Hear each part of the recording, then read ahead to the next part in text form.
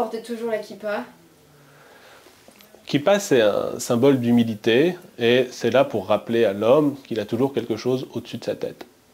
Donc c'est avant tout une forme d'humilité par rapport au monde dans lequel on est, par rapport au Créateur qui est au-dessus de nous et dont on doit se rappeler qu'il est là.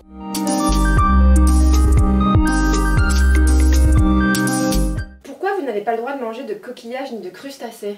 L'idée au départ, c'est que quand on parle des mammifères, c'est ruminant au sabot fendu, qui peut être mangé. Quand on parle des poissons, c'est ceux qui ont des écailles et des nageoires.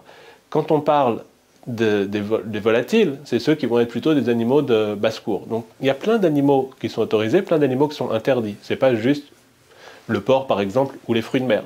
Ça fait partie des interdits alimentaires qui sont énoncés dans la Torah. Ça place dans un rapport aux choses très différent qui fait qu'on introduit de la pensée, on introduit de la verticalité, on introduit de la spiritualité dans un acte qui pourrait être considéré comme quelque chose de tout à fait normal, tout à fait évident, parce que le vivant mange, le végétal se nourrit de la terre, les animaux vont manger, les hommes mangent aussi. Donc il y a quelque chose, je dirais, qui est de l'ordre du réflexe, qui est de l'ordre du naturel. On va chercher à casser ça, on va se dire, l'homme, c'est pas juste une bête qui se nourrit, c'est quelqu'un qui va introduire de la pensée, de la réflexion dans les actes du quotidien.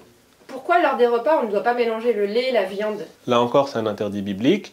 Et il y a l'idée que la viande, il y a en elle comme principe de mort.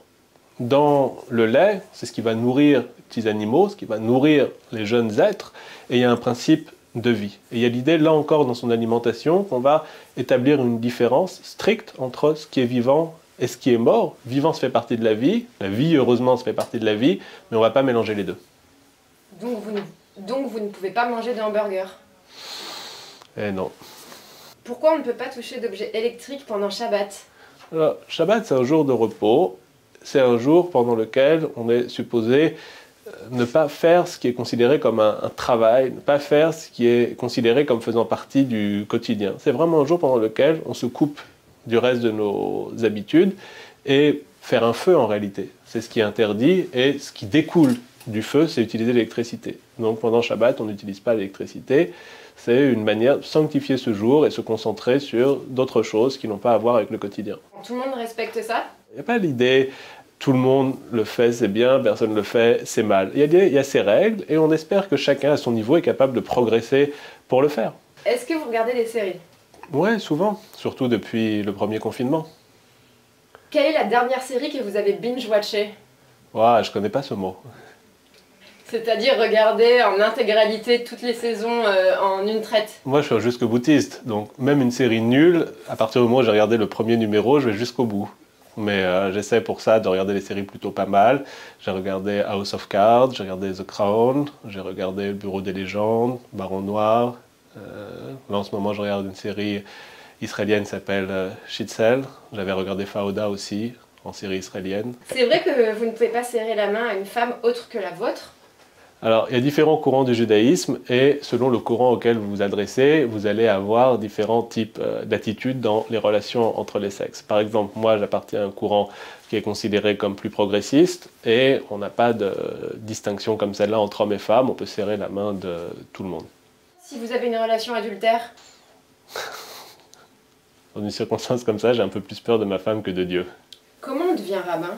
On devient rabbin en suivant toute une série d'études, toute une série de cours dans lesquels on apprend la Torah, le Talmud, le commentaire, la gestion de la vie communautaire, la loi juive, et ensuite on trouve une synagogue qui veut bien de nous. Ça prend combien de temps tout ça? Habituellement, c'est des études qui tournent autour de 5 ans. Est-ce que vous avez des débats sur la religion avec vos amis non-croyants? Dans le judaïsme, on ne s'intéresse pas forcément à la question de la croyance. Ce n'est pas déterminant de savoir qui est-ce qui croit pas, parce qu'on est dans quelque chose du ressort de l'intime, on est dans quelque chose qui évolue tout au long d'une vie, qui évolue en fonction des différentes situations. Je dirais ce qui est beaucoup plus intéressant, c'est le fait de savoir qui fait quoi. Qui est-ce qui a un comportement digne, qui est-ce qui a un comportement pas trop horrible, et qui est capable de se comporter, d'agir avec justice.